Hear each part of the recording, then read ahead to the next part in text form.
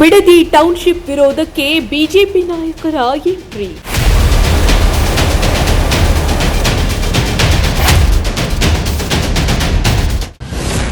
ರೈತರೊಂದಿಗೆ ಸಮಾಲೋಚನೆ ನಡೆಸಿದ ಬಿಜೆಪಿ ನಿಯೋಗ.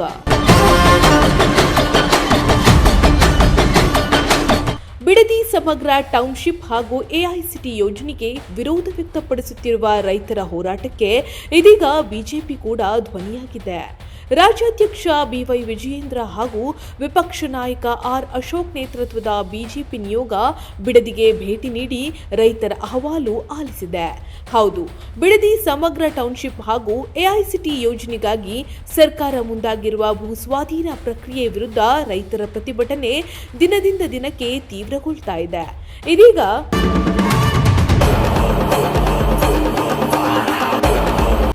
ಹೌದು, ಬಿಡದಿ ಸಮಗ್ರ ಟೌನ್ಶಿಪ್ ಹಾಗೂ ಎಐಸಿಟಿ ಯೋಜನೆಗಾಗಿ ಸರ್ಕಾರ ಮುಂದಾಗಿರುವ ಭೂಸ್ವಾಧೀನ ಪ್ರಕ್ರಿಯೆ ವಿರುದ್ಧ ರೈತರ ಪ್ರತಿಭಟನೆ ದಿನದಿಂದ ದಿನಕ್ಕೆ ತೀವ್ರಗೊಳ್ತಾ ಇದೆ.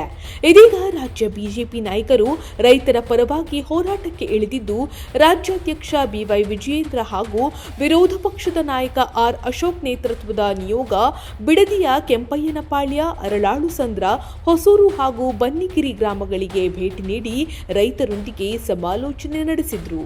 ಇನ್ನು ಹಾಲು ಡೈರಿ, ರೇಷ್ಮೆ ಕೃಷಿ ಹಾಗೂ ವಿವಿಧ ಕೃಷಿ ಚಟುವಟಿಕೆಗಳನ್ನು ವೀಕ್ಷಿಸಿದ ಬಿಜೆಪಿ ನಾಯಕರು ರೈತರ ಸಮಸ್ಯೆಗಳನ್ನು ಆಲಿಸಿದ್ದು, ಫಲವತ್ತಾದ ಭೂಮಿಯನ್ನ ಕಳೆದುಕೊಳ್ಳುವ ಭೀತಿ ಎದುರಿಸುತ್ತಿರುವ ರೈತರು ತಮ್ಮ ಅಳಲನ್ನ ನಾಯಕರುಗಳ ಮುಂದೆ ವ್ಯಕ್ತಪಡಿಸಿದ್ರು. ಈ ವೇಳೆ ಮೇಲ್ಮನೆ ವಿಪಕ್ಷ ನಾಯಕ ಛಲವಾದಿ ನಾರಾಯಣಸ್ವಾಮಿ, ಮಾಜಿ ಉಪಮುಖ್ಯಮಂತ್ರಿ ಅಶ್ವಥ್ ನಾರಾಯಣ್, ಮಾಜಿ ಸಚಿವ ಸುರೇಶ್ ಕುಮಾರ್ ಸೇರಿದಂತೆ ಹಲವರು ಹಾಜರಿದ್ದರು.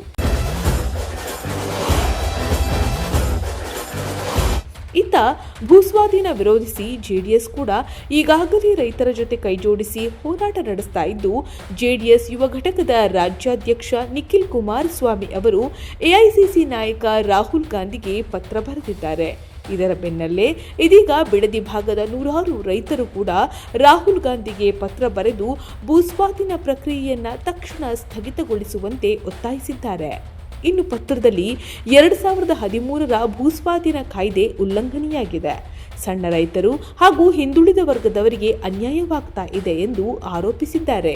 ಅಲ್ಲದೆ ರೈತರ ಪತ್ರ ಚಳುವಳಿಗೆ ವ್ಯಾಪಕ ಬೆಂಬಲ ವ್ಯಕ್ತವಾಗ್ತಾ ಇದ್ದು, ಸರ್ಕಾರದ ಅಧಿಸೂಚನೆ ಹಿಂಪಡೆಯದಿದ್ದರೆ ಜೂನ್ 21ರಂದು ಬೃಹತ್ ಪಾದಯಾತ್ರೆ ಹಾಗೂ ವಿಧಾನಸೌಧ ಚಲೋ ಹಮ್ಮಿಕೊಳ್ಳುವ ಎಚ್ಚರಿಕೆಯನ್ನ ರೈತ ಮುಖಂಡರು ಹಾಗೂ ಜೆಡಿಎಸ್ ನಾಯಕರು ನೀಡಿದ್ದಾರೆ.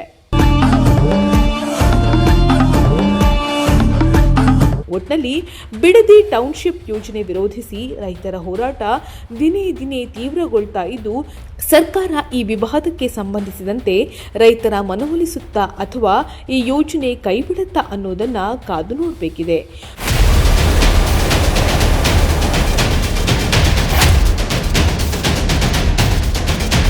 Bureau report, Prajashakti TV, Tumakuru.